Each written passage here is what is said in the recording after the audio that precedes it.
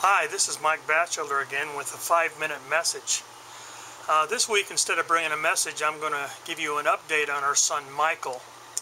And Michael came to us when he was 4 years old. We adopted him. And about the age of 11, he began to have struggles and really had a hard time with some situations that he just couldn't seem to get a handle on. So most of his teenage years he spent in group homes, some juvenile delinquency facilities, and then even in mental hospitals and different things. And then as he entered adulthood, he spent a lot of time in jail, and then we tried to get him in the Army as kind of a latch-dish effort to bring some change, and he went AWOL, and now he's actually in Kentucky State Prison serving a sentence. And but something happened in February of 2010. He had a major encounter with the Lord in prison, actually in maximum security. God came to him in a dream. Jesus came to him in a dream and called him to become a fisher of men, and he had a complete turnaround and has been walking steady with the Lord since that time. We just got to go see him just a few weeks ago in May, and he's still doing well. And I asked Michael, I said, Michael, is there anything else that's happened that God has done significant? And he goes, well, there's one thing. And he began to tell us this story, and so we asked if he could write it out in his own words, and I'm just going to go ahead and read that to you. He said, about 2 months ago, I was sitting in my weekly Bible study class that they offer here at the prison. The week's topic for the class happened to be forgiveness.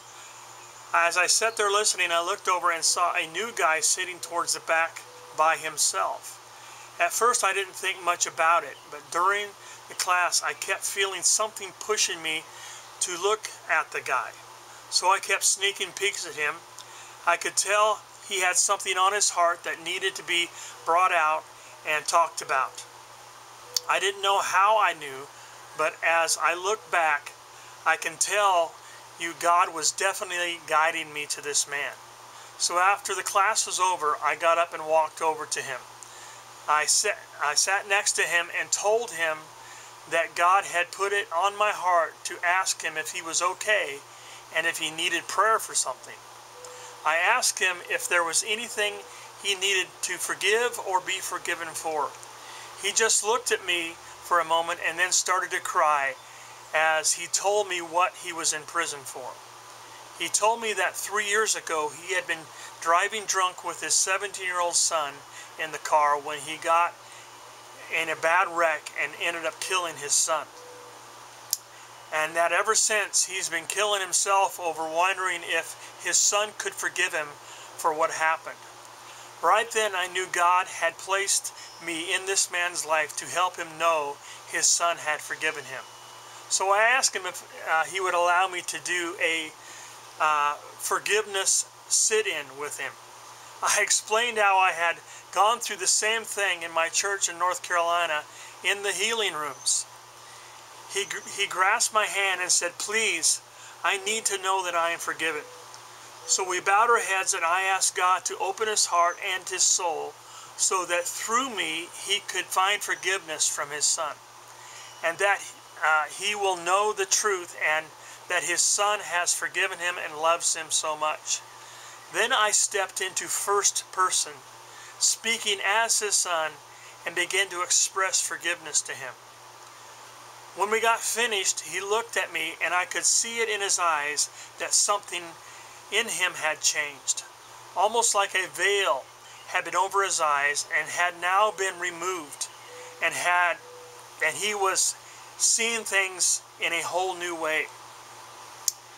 He told me that for 3 years he had feared his son would never forgive him. That on a few occasions he had been at the verge of suicide because it tore him up so bad. But now he knew his son had forgiven him, and he knew that his son is in God's kingdom waiting to see him again one day. He got up, gave me a hug, and told me that he didn't know who I was, but one thing he knew was that God must have plans for me. Since then, we keep in touch by letters, and you can tell just by his writing that he's moved on and is beginning to strengthen his relationship with God. It's so amazing how and where God works in people's lives. How he will use someone who is stuck in a prison to reach out and touch another person's life and help them come to know him even more. So there's been some amazing things going on in our son Michael's life. He's not through yet. He's got some more time in prison, but we would really appreciate if you could just pray for him.